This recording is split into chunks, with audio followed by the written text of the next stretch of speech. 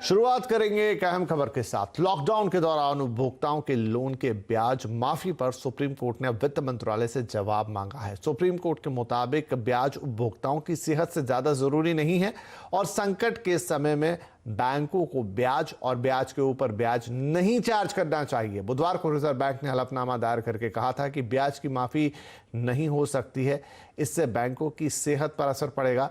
इस पर supreme court ने वित्त मंत्रालय से 12 जून तक जवाब दाखिल करने के लिए कहा है।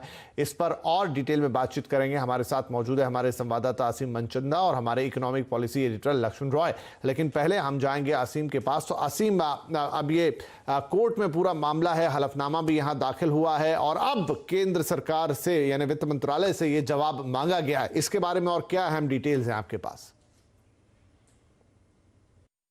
देखिए, लॉकडाउन पीरियड के दौरान बैंक जो है कर्जदारों को मोरेटोरियम पीरियड जो है 3 से 6 महीने का दे रहे हैं, लेकिन इस दौरान उनसे ब्याज और ब्याज पर ब्याज भी वसूल जो है वो कर रहे हैं। तो इसको लेकर के एक जनहित याचिका जो है सुप्रीम कोर्ट में दायर हुई थी। सुप्रीम कोर्ट में कहा गया था कि ब्याज जो है नहीं वसूला जाना चाहिए। सुप्रीम कोर्ट ने इसको लेकर के आरबीआई को नोटिस जो है जारी किया था। आरबीआई ने बुधवार को अपना जवाब जो है सुप्रीम कोर्ट के सामने दाखिल किया। आरबीआई के मुताबिक अगर ये ब्याज की माफी जो है वो नहीं हो सकती, अगर ये ब्याज माफ किया जाएगा तो इससे बैंक की वित्तीय सेहत के ऊपर भारी असर जो है वो पड़ेगा। बैंकों को करीबन 2 लाख करोड़ रुपए का नुकसान जो है वो उठाना पड़ेगा, इसलिए ब्याज जो है माफ नहीं होना चाहिए। सुप्रीम कोर्ट ने आज इस मामले की सुनवाई जो है वो की। सुप्रीम कोर्ट ने काफी कड़ी टिप्पणी जो है इसको लेकर की। सुप्रीम कोर्ट के मुताबिक जो ब्याज है वो लोगों की सेहत से ज्यादा जरूरी जो है वो नहीं है। तो ऐसे में जो सरकार है उसको ब्याज और ब्याज पर जो ब्याज लग रहा है उसको माफ करने के लेकर के सोचना चाहिए। तो सुप्रीम कोर्ट ने अब इसको लेकर के वित्त मंत्रालय से जो है जवाब मांगा है। वित्त मंत्रालय से कहा है कि अब 12 जून तक अपना जवाब जो फाइल कीजिए। 12 जून को इस मामले की दोबारा से सुनवाई जो होगी तो उसके आधार पर सुप्रीम कोर्ट ये फैसला करेगा कि ये ब्याज जो है ये माफ होना चाहिए या नहीं होना चाहिए। सुप्रीम कोर्ट इस जवाब के आधार पर 12 जून को सुनवाई जो है आगे की करेगा और उसके बाद इस पर फैसला जो है वो लेगा। ठीक है, तो 12 जून को इस पर सुनवाई होगी, लेकिन तब तक वित्त मंत्रालय को अपना जवाब देना है। ऐसे में वित्त मंत्रालय में क्या चल रहा है ये लक्ष्मण रॉय हमें बताएंगे। तो लक्ष्मण, अब गेंद वित्त मंत्रालय के पाले में है। सुप्रीम कोर्ट ने पूछा है कि बताइए क्या होना चाहिए। वाकई फाइनेंस मिनिस्ट्री हरकत में आ गई है और वित्त मंत्रालय ने अभी तक औपचारिक तौर पे कोई बयान नहीं दिया है और जो सूत्र बता रहे हैं उसके मुताबिक जो सुप्रीम कोर्ट का ऑब्जर्वेशन आया है उसकी पहले समीक्षा की जाएगी, फिर वित्त मंत्रालय अपना एक ठोस पक्ष रखने की तैयारी करेगा सुप्रीम कोर्ट के पास। लेकिन जो वित्त मंत्रालय के सूत्र ने एक बात बताई वो काफी महत्वपूर्ण है, वो ये कि सुप्रीम कोर्ट में ये मामला जाने से पहले ही सरकार ने इस प्रस्ताव पर विचार किया था कि मोरेटोरियम के दौरान जो ब्याज होता है उस ब्याज पर ब्याज ना वसूला जाए। लेकिन वहां पे 3 बातें निकलकर सामने आई। पहली बात कि अगर हम सभी ब्याज पर ब्याज में छूट दे देते हैं तो फिर इससे काफी ज्यादा असर पड़ेगा बैंकों की सेहत पर। अगर सरकार अपने खजाने से भरपाई करती है तो वो भी भरपाई कर पाना मुश्किल नहीं है, क्योंकि सरकार के पास सीमित संसाधन है, दूसरे मदों पर खर्च करना है।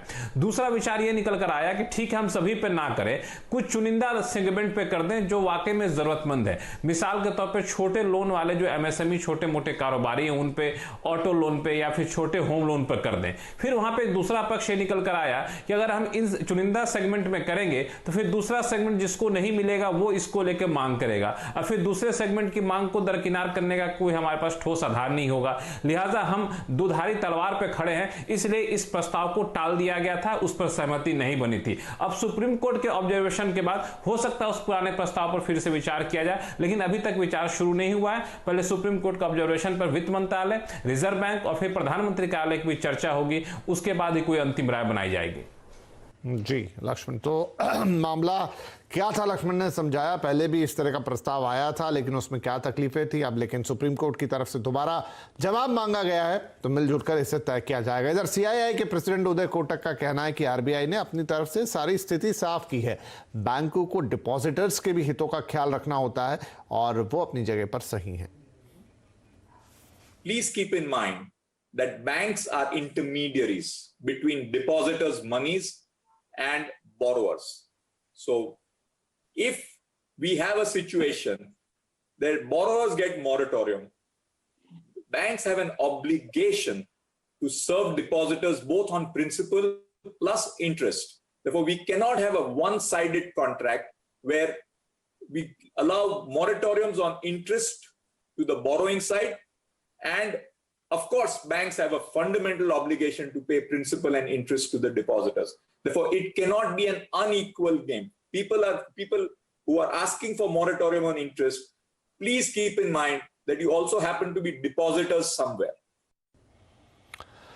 तो लोन पर ब्याज माफ होना चाहिए या नहीं, अभी एक बड़ा सवाल है। आज आवाज अड्डा में हम इसी बड़े सवाल की तह तक जाएंगे, इस पर एक बड़ी चर्चा करेंगे। तो जरूर जुड़िए आज शाम 5:57 पर आवाज अड्डा में, जहां पर यह सवाल उठाया जाएगा कि जो मोरेटोरियम है, यानी जब बैंक से माफी दे दी है, 3 महीने तक आपको छूट दे दिया और 3 महीने उसमें जोड़ दिए हैं, लेकिन ब्याज माफ नहीं किया। ईएमआई माफ है लेकिन उस पर ब्याज माफ नहीं किया और उस ब्याज पर भी ब्याज लग रहा है। तो क्या ब्याज माफ होना चाहिए? ब्याज माफ करो। आवाज अड्डा 5:57 पर जरूर जुड़िए। अब बात करेंगे कोरोना अपडेट की। तो कोरोना को लेकर देश में स्थिति चिंताजनक होती जा रही है, क्योंकि पिछले 24 घंटों में फिर नया रिकॉर्ड बन गया। इस बार 9,300 से ज्यादा मामले सामने आ गए हैं। कुल मरीजों की संख्या अब 2.25 लाख के पार चली गई है। 6,000 से ज्यादा लोगों की मौत अब तक कोरोना से हो चुकी है। अपडेट के लिए हमारे साथ जुड़ गई हैं हमारी संवाददाता दीपाली नंदा, और साथ में मुंबई से शामिल होंगे अभिषेक। तो पहले हम दीपाली से बात करते हैं। दीपाली, हर रोज ये आंकड़ा बढ़ रहा है धीरे धीरे, और अब ये 10,000 के नजदीक पहुंच गया, जहां तक 24 घंटे या पर डे की बात है। ये रफ्तार कब तक पीक करेगी कहना मुश्किल है, ये जवाब किसी के पास नहीं है। लेकिन फिलहाल इसको लेकर स्थिति कितनी भयावह है, या कितनी आउट ऑफ कंट्रोल या इन कंट्रोल है? देखिए, भले ही सरकार ये कहे कि स्थिति नियंत्रण में है, लेकिन जो लगातार बढ़ते हुए नंबर सामने आ रहे हैं विपिन जी, उसको लेकर चिंता जाहिर तौर पर देखी जा सकती है। पिछले 24 घंटे की बात करें, जिस तरह से आपने भी कहा कि हर दिन एक नया रिकॉर्ड बनाते हुए दिखाई दे रहे हैं कोरोना पॉजिटिव मरीजों के नंबर की अगर हम बात करें तो 9300 से ज्यादा नए मामले सिर्फ और सिर्फ पिछले 24 घंटे में देखने को मिले हैं। अगर कुल मरीजों की बात की जाए तो 2.25 लाख से पार ये संख्या जा चुकी है, और वहीं 6,000 से ज्यादा लोग हैं जिनकी मौत अब तक कोरोना की वजह से हुई है। स्वास्थ्य मंत्रालय का ये कहना है कि जिस तरह से सभी राज्यों ने टेस्टिंग की जो दर है उसमें इजाफा किया है, उसी वजह से इस तरह के बढ़ते हुए नंबर सामने आ रहे हैं। लेकिन जो सबसे बड़ी चिंता है वो ये कि नंबर तो बढ़ ही रहे हैं। स्वास्थ्य मंत्रालय के मुताबिक जो मृत्यु दर है या फिर रिकवरी रेट है, उसमें इंप्रूवमेंट जरूर दिखाई दे रहा है। 1 लाख से ज्यादा लोग हैं जिन्होंने कोरोना को मात दे दी है, लेकिन अगर हम दूसरी तरफ देखें तो करीब 1.25 लाख अभी एक्टिव केसेस हैं, यानी कि 1.25 लाख ऐसे मरीज हैं जिनका इलाज देश भर में अलग अलग हॉस्पिटल्स में चल रहा है। यहां पर एक बड़ा अपडेट मैं आपको देना चाहूंगी। पिछले कुछ दिनों में हमने देखा है वित्त मंत्रालय, श्रमिक, रेल मंत्रालय, यहां पर भी अधिकारियों और कर्मचारियों में कोरोना पॉजिटिव लक्षण पाए गए हैं। कई अधिकारी हैं जो काफी सीरियस कोरोना पॉजिटिव पाए गए हैं, और अब उसके बाद खुद स्वास्थ्य मंत्रालय में भी कई अधिकारी हैं जो कोरोना से संक्रमित पाए गए हैं। हालांकि कितनी संख्या है ये औपचारिक तौर पर स्वास्थ्य मंत्रालय की तरफ से नहीं बताया गया है, लेकिन कई अधिकारी हैं जो अब कोरोना की चपेट में आ गए हैं। इसी के मद्देनजर स्वास्थ्य मंत्रालय ने अपने अधिकारियों और कर्मचारियों के लिए, यानी कि जो लोग स्वास्थ्य मंत्रालय में काम कर रहे हैं, उनके लिए एक नए सिरे से गाइडलाइंस जारी की गई हैं, जिसमें इस बात पर जोर दिया गया है कि अगर किसी भी व्यक्ति को बुखार है या फिर कोरोना जैसे लक्षण है तो वो दफ्तर में नहीं आएगा। इसके अलावा कॉरिडोर में घूमने फिरने पर भी रोक लगा दी गई है। कैंटीन में एक साथ बैठकर लंच नहीं किया जाएगा। जो फिजिकली मीटिंग में अटेंड करने के लिए अधिकारी जा रहे थे, उस पर भी पूरी तरह से रोक लगा दी गई है। तो ये और भी चिंता बढ़ा देती है कि जो अधिकारी हैं, जो मंत्रालयों में काम कर रहे हैं, अब वो भी कोरोना संकट से बच नहीं पा रहे हैं। जी, तो ये चौतरफा, अब चूंकि हम बाहर निकल रहे हैं, अब हम काम कर रहे हैं, अब हम अनलॉक में हैं, तो ये नंबर्स बढ़ेंगे ऐसा लगता है। हर रोज बढ़ भी रहे हैं और नंबर ऑफ टेस्ट भी बढ़ रहे हैं, इसलिए हमारे पास ये नंबर और बढ़कर आ रहा है। बहरहाल अब हम रुक करेंगे महाराष्ट्र का, जहां पर ये नंबर सबसे ज्यादा है। अभिषेक पांडे हमारे साथ हैं महाराष्ट्र से। अभिषेक, क्या अपडेट है महाराष्ट्र का और खासतौर पर मुंबई का?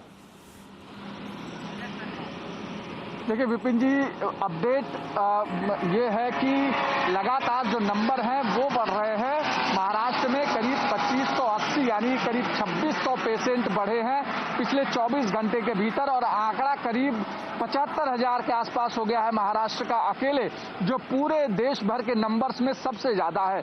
दूसरा मुंबई की बात करें तो मुंबई में भी करीब 40,000 के आसपास का आंकड़ा पहुंच चुका है, जो एक बड़ा नंबर है।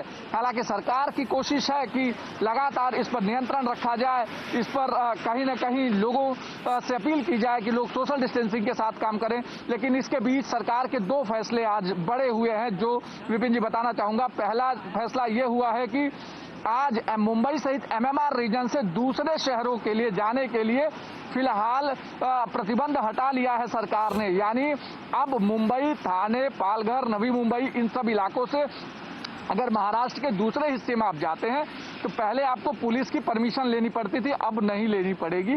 यानी अब आज के बाद से आप दूसरे शहरों में जा सकते हैं महाराष्ट्र के भीतर, जिसे इंटर सिटी बोलते हैं। दूसरा महत्वपूर्ण फैसला कोरोना को लेकर के हुआ है कि करीब 16,000 ग्राम पंचायत चुनाव थे सरपंचों के, जो फिलहाल टाल दिए गए हैं। दिसंबर में चुनाव होना था, लेकिन फिलहाल नहीं हो रहा है। जी, तो ये 2 बड़े अपडेट अभिषेक दे रहे हैं कि महाराष्ट्र में फिलहाल ग्राम पंचायत के जो चुनाव हैं वो टाल दिए गए हैं, और दूसरा ये कि जो इंटर स्टेट ट्रैवल है अब उसे अलाउ कर दिया है महाराष्ट्र सरकार ने। आप राज्य में एक से दूसरी जगह पर जा सकते हैं, तो ये राहत दी गई है। लेकिन दूसरी तरफ यही कि महाराष्ट्र अकेले 75,000 मरीज, यानी देश में कुल 2.25 लाख के आसपास, और महाराष्ट्र अकेले में 75,000 के बराबर मरीज, और उसमें भी मुंबई जो है वो बड़ा एपिसेंटर बना हुआ है कोरोना का। वहां कैसे हालात काबू में आएंगे, ये एक बड़ी चिंता लगातार बनी हुई। बहुत शुक्रिया फिलहाल दीपाली और अभिषेक आपका इस अपडेट के लिए। चलिए अब हम रुख करेंगे बाजार का, जहां लगातार 6 दिनों की तेजी के बाद आज बाजार में दबाव दिखाई दिया। हालांकि निफ्टी एक वक्त में 10,000 के अहम स्तर के नीचे भी फिसला था, लेकिन रिकवरी आई और फिर इसे होल्ड करने में वो कामयाब रहा। वहीं निफ्टी बैंक में आज 550 अंकों की गिरावट रही। दरअसल मोरेटोरियम पर सुप्रीम कोर्ट की टिप्पणी के बाद बैंक और NBFC शेयरों में अच्छी खासी बिकवाली आई। आज के कारोबार का पूरा अपडेट देने के लिए हमारे साथ हैं हमारे सहयोगी सुमित मल्होत्रा। तो सुमित, सबसे पहले बात हो जाए हाइलाइट्स पर। देखिए, लगातार 6 दिन जो कि बाजार तेजी के साथ रहे और एक अच्छी खासी तेजी मार्केट्स ने दिखाई भी। Mid cap, small cap, bank, NBFC, metal, सभी वो सेक्टर थे जो कि लगातार पार्टिसिपेट कर रहे थे। तो कुछ हद तक प्रॉफिट टेकिंग आज बनती भी है, और स्लाइटली प्रॉफिट टेकिंग रही बैंक्स में, NBFCs में और मिड कैप, स्मॉल कैप में। लेकिन मेटल अभी भी तेजी में रहा, एक अच्छी खासी खरीदारी वहां थी। IT में आज खरीदारी रही, कुछ हद तक फार्मास्यूटिकल में खरीदारी रही। सेलेक्टिव सब सेक्टर्स जो हैं, जैसे कि शुगर हुआ या फिर मल्टीप्लेक्स हुआ, जहां पर कुछ हद तक खरीदारी आते हुए दिखाई पड़ी। ऑटो इंडस्ट्री जैसे शेयरों में खरीदारी रही। लेकिन ओवरऑल एक ठीक ठाक सेशन था। एक्सपायरी का दिन भी है, तो ये भी मान के चल सकते हैं कि थोड़ा उतार चढ़ाव भी देखने को मिलना ही था। लेकिन बैंकिंग और NBFC लगातार एक तरफा चाल के बाद आज कुछ हद तक ब्रीदर लेते हुए दिखाई पड़े हैं, और सेलेक्टिव स्टॉक्स के अंदर बाइंग रही है। राइट, तो ये थी बड़े हाइलाइट्स। अब एक्शन बताएं सुमित, कहां रहा? बैंकों में हमने देखा अच्छी खासी गिरावट थी। देखिए, आज सबसे पहले तो खरीदारी वाले शेयरों में पहला नाम, बट ऑब्वियसली मेटल स्पेस से ही है, वेदांता। एक जोरदार खरीदारी आज देखने को मिली, 6-7% का उछाल रहा। इसके अलावा भारतीय एयरटेल में सत्र के अंतिम भाग में कुछ खबरें भी आई, उसका भी इंपैक्ट रहा। इसके अलावा जी एंटरटेनमेंट, टेक महिंद्रा ऐसे कुछ और नाम थे जहां पर खरीदारी का सत्र देखने को मिला। निफ्टी लूजर्स में आज Asian paints, Bajaj finance, HDFC, specially supreme court के फैसले के बाद HDFC में प्रेशर बढ़ा, और इंडसइंड लगातार तेजी के बाद प्रॉफिट टेकिंग यहां आते हुए दिखाई पड़ी। मिड कैप स्पेस से JSPL और SRF, इन दोनों में तेजी देखने को मिली। साथ ही साथ टाटा कंज्यूमर और यूनियन बैंक भी उछाल के साथ बंद हुए। मिड कैप पे गिरने वाले शेयरों में NBFC और बैंकिंग का दबदबा रहा। चोलामंडलम, RBL जहां पे प्रेशर रहा। इसके अलावा अपोलो टायर और M&M फाइनेंशियल में भी आज के सत्र के अंदर कुछ दबाव आता हुआ दिखाई पड़ा। F&O गेनर्स में से आइडिया, इंडिगो, JSPL और वेदांता कुछ ऐसे नाम जो कि आज खरीदारी में शुमार रहे। लेकिन F&O लूजर्स में पहला नाम रहा चोलामंडलम का, बंधन बैंक का, RBL, गोदरेज प्रॉपर्टीज, कुछ ऐसे नाम जो कि लगातार तेजी में थे, आज कुछ हद तक ब्रीदर लेते हुए दिखाई पड़े। बैंकिंग के लिए आज खराब दिन, तो बंधन बैंक, RBL, इंडसइंड, कोटक की कुछ ऐसे बैंक जो कि लीड कर रहे थे इस गिरावट को। और मेटल में जो तेज थे उसमें JSPL, Vedanta, Welspun Corp, Tata steel जैसे नाम जो कि आज तेजी के अंदर रहे। कुछ और सेक्टर्स की बात करें तो IT स्पेस आज प्रोमिनेंटली गेन कर रहा था, इसमें टेक महिंद्रा, विप्रो, माइंडट्री और HCL जैसे कुछ शेयरों में खरीदारी देखने को मिली। और आखिरी में मल्टीप्लेक्स स्पेस आज उभर के आया, जहां पर PVR, आइनॉक्स, सिनेलाइन या फिर कुछ और एंटरटेनमेंट बेस्ड कंपनी जैसे कि जैसे बालाजी टेली ऐसी कंपनियां जो हैं वहां पर खरीदारी देखने को मिली। तो ओवरऑल एक मिड कैप, स्मॉल कैप के लिए मिला जुला सेशन, लेकिन हाँ, बैंक्स और NBFC के लिए थोड़ा प्रेशर भरा दिन रहा। जी, बहुत शुक्रिया इस मार्केट अपडेट के लिए सुमित। चीन की चुनौती के बीच नया मास्टर प्लान तैयार किया जा रहा है। इसे लेकर प्रधानमंत्री नरेंद्र मोदी और ऑस्ट्रेलियाई पीएम स्कॉट मॉरिसन ने आज बातचीत की और रणनीतिक भागीदारी को लेकर आपस में सलाह मशवरा किया। इसके बाद दोनों देशों में 7 समझौते पर दस्तखत भी हुए हैं। इस दौरान प्रधानमंत्री ने उन्हें सपरिवार भारत आने का निमंत्रण भी दिया है, जिसे उन्होंने ऑस्ट्रेलिया में भारतीय छात्रों की सुरक्षा के लिए भी आभार जताया है। विश्वव्यापी कोरोना संकट से उबरने के लिए प्रधानमंत्री मोदी ने साझा नजरिए की भी बात की है और ये मीटिंग डिजिटली हुई, आप देख सकते हैं अपने स्क्रीन पर। आपसे इस डिजिटल माध्यम से मिलकर मुझे बहुत खुशी तो है ही है, लेकिन थोड़ी निराशा भी है, क्योंकि हमें भारत में आपका गर्मजोशी से स्वागत करने का अवसर नहीं मिल पाया। मेरा आपसे आग्रह है कि स्थिति सुधरने के बाद आप शीघ्र सपरिवार भारत यात्रा का प्लान करें। इस कठिन समय में आपने ऑस्ट्रेलिया में भारतीय समुदाय का और खास तौर पर भारतीय छात्रों का, हमारे स्टूडेंट्स का जिस तरह ध्यान रखा है, उसके लिए मैं विशेष रूप से आपका आभारी हूं। चलिए, तो यहाँ पर प्रधानमंत्री मोदी आभार व्यक्त कर रहे हैं जिस तरीके से ऑस्ट्रेलिया में छात्रों का ध्यान रखा गया, और साथ ही उन्होंने न्योता भी दिया है कि स्थिति सुधरे तो सब परिवार प्रधानमंत्री ऑस्ट्रेलिया के भारत पधारें। और महत्वपूर्ण यह है कि ये वार्ता तब हुई है जब चीन के साथ इस समय थोड़े तनाव की स्थिति है। चलिए, यहाँ लेते हैं एक छोटा सा ब्रेक, लेकिन ब्रेक के बाद जीएसटी को लेकर एक बड़ी खबर आपके लिए।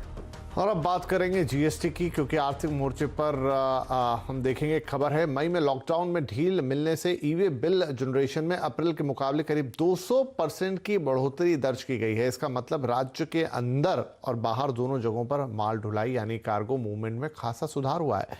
डिटेल के साथ आलोक प्रियदर्शी जुड़ रहे हैं। तो आलोक, कठिन समय था लेकिन फिर भी हम देख रहे हैं कि ई-वे बिल बहुत बड़ी संख्या में बढ़े हैं, तो क्या माना जाए, लॉकडाउन में ढील मिलते ही आर्थिक गतिविधियों में तेजी जो है वो लौटने लगी है?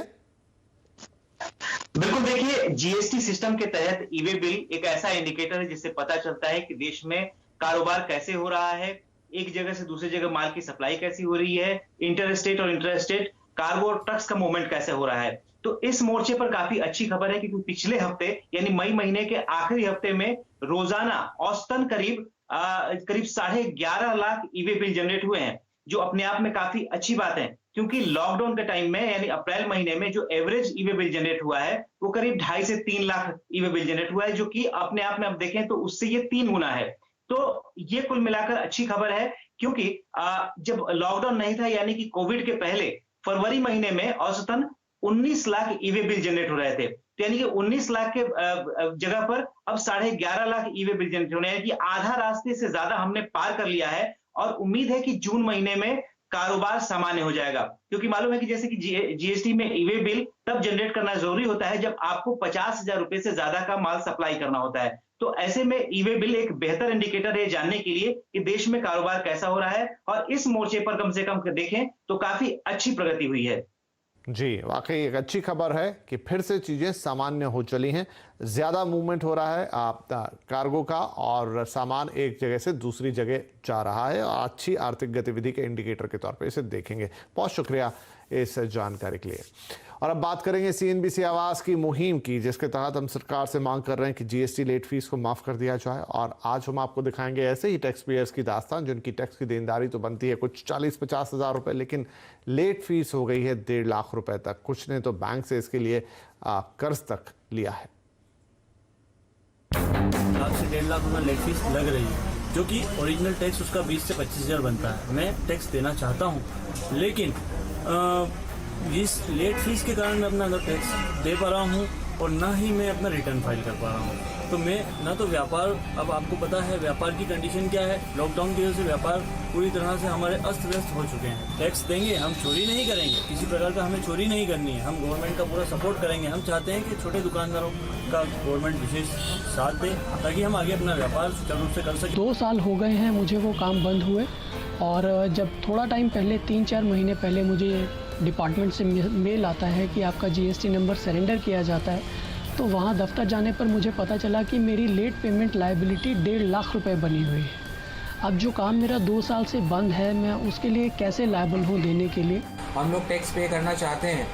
टैक्स ऐसा नहीं कि हम लोग टैक्स की चोरी करना चाहते हैं, हम अपना टैक्स भरना चाहते हैं, लेकिन हमारी लेट फी इतनी लग रही है कि हम चाहकर भी रिटर्न नहीं फाइल कर पा रहे हैं। अगर एक रिटर्न किसी कारण से बाकी रह जाता है तो उस रिटर्न के बाद के सारे रिटर्न भी हम लोग नहीं फाइल कर पा रहे हैं, जिससे हमारी जीएसटी की फीस बढ़ती जा रही है। लेकिन अगर ऐसे और भी कारोबारी हैं जिनके साथ यही स्थिति है तो उनके लिए एक राहतजनक खबर है। वो ये कि CNBC आवास की मुहिम के बाद सरकार ने ये माना है कि आने वाली GST काउंसिल में इस मुद्दे पर जरूर बातचीत की जाएगी।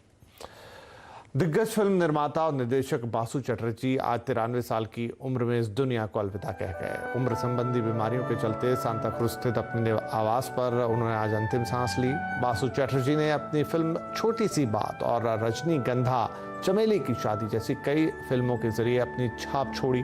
प्रधानमंत्री मोदी, अमिताभ बच्चन, शबाना आजमी और इंडस्ट्री के दिग्गजों ने बासुदा के गुजरने पर दुख जताया है।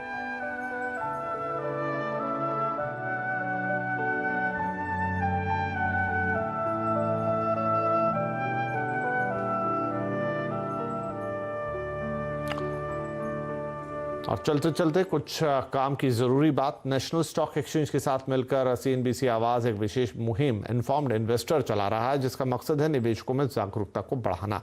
अक्सर हम देखते हैं कि सही जानकारी ना होने की वजह से निवेशक पूंजी गंवा बैठते हैं, क्योंकि वो पेनी स्टॉक्स में पैसे लगाते हैं। पेनी स्टॉक्स के फंडामेंटल काफ़ी ख़राब होते हैं, इसमें जमकर ऑपरेटर्स की हेराफेरी भी होती है। इसलिए आप अच्छी तरह से रिसर्च किए हुए लार्ज कैप, मिड कैप और स्मॉल कैप शेयरों में ही निवेश करें। कभी भी अनजान सोर्सेज पर भरोसा ना करें जो आपसे पेनी स्टॉक्स खरीदने के लिए कहते हैं।